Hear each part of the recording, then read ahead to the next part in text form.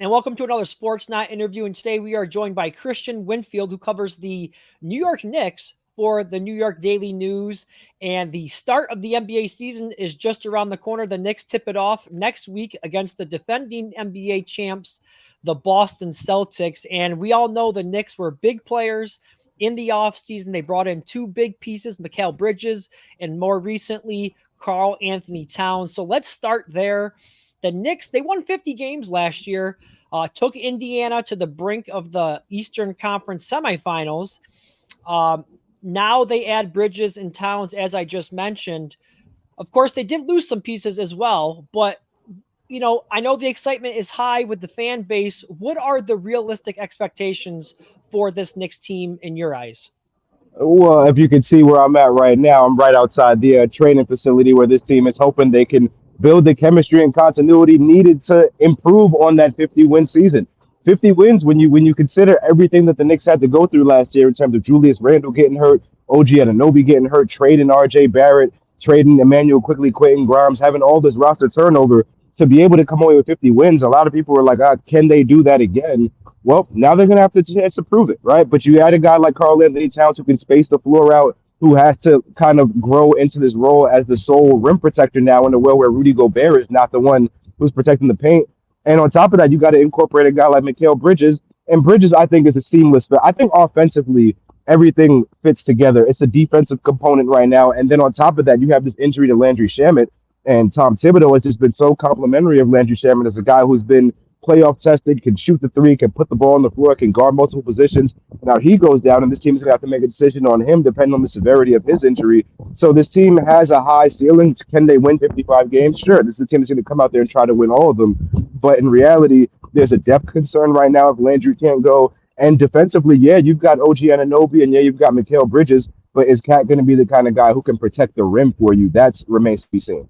Yeah, and that's one of the things that Coach Thibodeau prides himself on is defense, and especially defense inside protecting the rim. So we'll have to see how that goes. But, I don't think there's any denying this team is more talented, at least on paper right now, than what they were last year. But last year's team, one of the strengths was the chemistry. This team, you could tell they just loved playing together. Of course, we all know about the Villanova connection with some of these guys, but the chemistry was really strong with this team. How do you see all these new pieces now fitting in and complementing each other?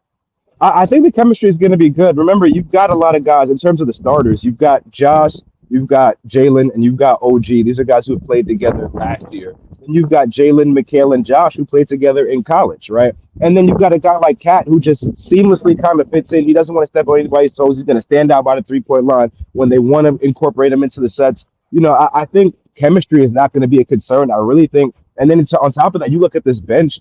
If Landry is going to be able to play, we don't know yet. We'll get an answer on that later on this evening, probably. If Landry's able to go, you've got guys like Landry and Campaign and Deuce McBride, who's going to be an important part of this team. And remember, Landry Shamet, Campaign, and Mikal Bridges were all on the same team when you were talking about the Phoenix Suns not too long ago. They all played on that same team together. So there's a lot of we'll call it just commonality in terms of guys who have shared history. But at the end of the day, these guys all have one thing in common, and they want to win. And they want to win at Madison Square Garden. They want to be the team that brings this town the first title since '73. Tall order, yeah, I know, but they're all banding around that goal. And Tom Thibodeau is the guy who, if you're out there giving 100%, Tibbs is going to put you in the game, right? So that's what it boils down to. I think the chemistry is going to be fine. I think, as I mentioned earlier, defensively, rim protection is going to be an area. But I had Tibbs about that today.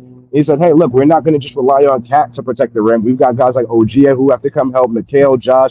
It's going to be a group effort. So we'll see how it looks. Yeah, and one of the other guys who I know they're planning on doing some protecting at the rim is Mitchell Robinson, and right now he is out at least till January, I believe. How do they try to fill the void? I know they also lost Isaiah Hartenstein in free agency last year. How do they go about trying to fill that void? Well, that the injury and Mitchell Robinson's timeline, and then all of that kind of contributed to the deal to go get Karl-Anthony Towns, right? That's number one. They had to go get a center. Then you go look at a guy like Precious Achiuwa, and a lot of guys, you look at that and you're like, that's just somebody that you want to bring back just to fill a gap because you don't have a backup center because Isaiah left. But if you look at Precious and how he's been playing in the preseason, This is a guy who's gotten stronger in terms of how he's finishing at the rim. He's a stronger rebounder, and he told us he put an extra emphasis on shooting threes this summer. So I think between those two guys, and then you got Jericho Sims, who's coming, he got stronger over the summer. And then on top of that, you got to look at a guy like Ariel Hukporti, who the Knicks took 58th, and Tibbs has been highly complimentary. And you don't normally look at a guy who got taken with the last pick in the draft as a guy who can come in and make an impact. But number one, the guy is 6'11", 250 pounds. And number two, he's just out there. Number one, he played well yesterday against the Hornets. He's dunking on guys. He's a dominant rebounder. This is a team that's going to try to fill Mitchell Robinson's absence by committee. But at the end of the day, Mitchell Robinson, if you think about the start he got off to last year, I mean, a historic offensive rebound and start to the season, they're going to miss that. They're going to miss the rim protection. They're not going to be able to put Cat alongside Mitchell Robinson until he gets back, if he's even on the roster when he gets back. Because, if you look at this roster and you're looking at the bench, Tibbs will say, hey, we like our bench, but the outside world is going to say, hey, you don't have that guy off the bench who will come and get you 20 when you need it. And the only way to go get him is to trade a guy like Mitch. So it's a tough spot for him because he's out dealing with the stress fractures. But to answer your question, they're going to play Cat heavy minutes, right? And then you've got guys who you hope can step up. Pressure Achua being one, Jericho Sims being one, and the names to look out for, Ariel Hukporti. That guy, he's a lot better than people are giving him credit for. One of the other areas of concern that I would have for the team when you lose guys like Hartenstein and Randall and DiVincenzo from last year's team is the toughness of this team. Now, Absolutely. I know they brought in Karl-Anthony Towns. I know he's a great player, but he's more of a finesse. He likes to shoot threes, kind of your stretch five guy there. So do you think there is a concern with maybe some lack of toughness on this year's team? I mean, it's an interesting question, right? Because you would like to think that anyone that Tibbs is going to put on the floor is going to have that level of toughness, right? But at the same time, we've seen it, right? Dante, say what you want about 3-point shooting and defense, he's a dog, right? Julius Randle, say what you want about his game, he's a dog. Guys will go out there and say the Knicks lost dogs and they brought in a cat, right? So how do you kind of get around that?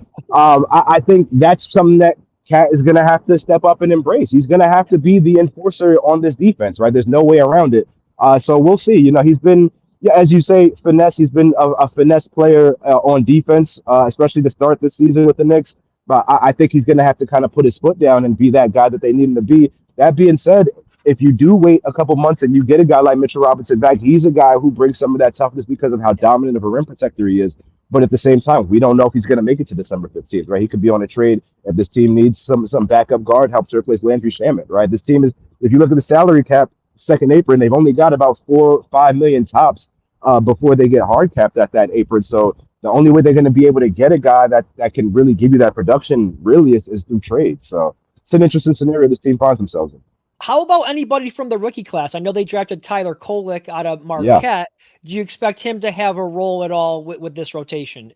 Yeah, he's kind of playing himself into a role. And you look at the game that Deuce McBride missed, he was out sick. And Tyler Kolek got extended play. And what did he do? He showed himself to be a floor general, a leader, and able to create offense for himself and other guys. That's somebody that you're looking at. Pacome Dadier missed the first few games. He didn't make his preseason debut until last night against the Hornets because he had a sprained finger.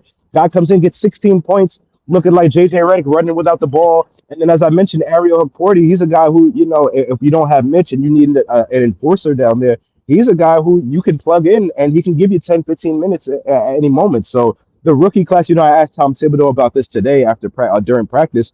You look at all these rookies who are ready for their moment. Tibbs is like, hey, they fit a certain profile and have certain values that we look for in these draft classes. And one of those properties is toughness, to your point. So I think we'll see some of these guys get their run, and then you never know. Tibbs brought this up today. Guys get hurt, guys get sick, guys miss games for any different reason. All you need is one opportunity in the NBA, and then you're in the rotation for good. How about Jaylen Brunson? Just turned 28 in August, coming off a career year where he averaged just under 30 points a game. Any reason to believe that he won't, play up to that same elite level that he did a year ago? No, I think it might look a little bit different because if you look at the options around him now, you got Mikal, you got Cat, you got OG, you got even Josh yet in the preseason, but at some point, he's going to go up. I think Jaylen's role, we might not see him average, 2.7 points per game this season. It might be something closer to 25 25. I think the assists are going to go up. But I think his role, if you look at the GM poll, the GMs voted him the second best leader in all of basketball behind Steph Curry, tied with LeBron. Right? That's where he's at right now. And I think for him, it's not going to be about going out there scoring 30 points a game. It's just going to be about steering the ship, making sure guys are getting into their spots and closing games. In the fourth quarter, Jaylen Brunson that we saw last year, we're going to see more of that. I don't think we're going to see him average 29 or 30 points per game this year. He's got too many offensive weapons around. Right. A lot of mouths to feed there, that offense. All right. I'll get you out of here on this one. Last year, the Knicks won 50 games. First time they've done that since the 2012, 2013 season. And now I was looking at the over-under number for the Knicks this year, 53.5 the last I looked. Let's play a little game here. Are you taking, if you were a betting man, would you take the over or under 53.5 wins for the Knicks this season? I will say one thing. I am a betting man when it comes to my New Jets, and I am a miserable betting man at that. Let's shift topics real quick. As it pertains to the Knicks and 53.5 wins, listen, this team won 50 games last year. Julius Randle did not play the second half of the season. OG Anunoby, Mitchell Robinson, all these guys missed games. I got a Knicks employee now buying what I'm selling right here to you. They won 50 games with all these guys down. And now you retool, you get Mikal Bridges, you get Karl-Anthony Towns, you have a healthy OG Anunoby. There's no reason why they can't get to 55 wins this season. The only reason why they get to 55 wins is if you lose some of these matchups, maybe against Boston or maybe against Philly. The Philly's resting guys in the second legs back to back, right? So I don't know. I think I'm liking the over right now, especially if we're considering the team got better. Have guys who are getting better year over year. Deuce McBride is the guy who takes a step. Precious Achiuwa already looks better this year than he last year. I'm taking the over if I'm a betting guy. It all gets started next week, Wednesday, for the Knicks as they take on the Boston Celtics. Expectations sky high for this Knicks team. Kristian Winfield, we thank you so much for your time, and go out there and follow Kristian's work for the New York Daily News. Thanks again, Kristian. Thanks for having me, man. Anytime.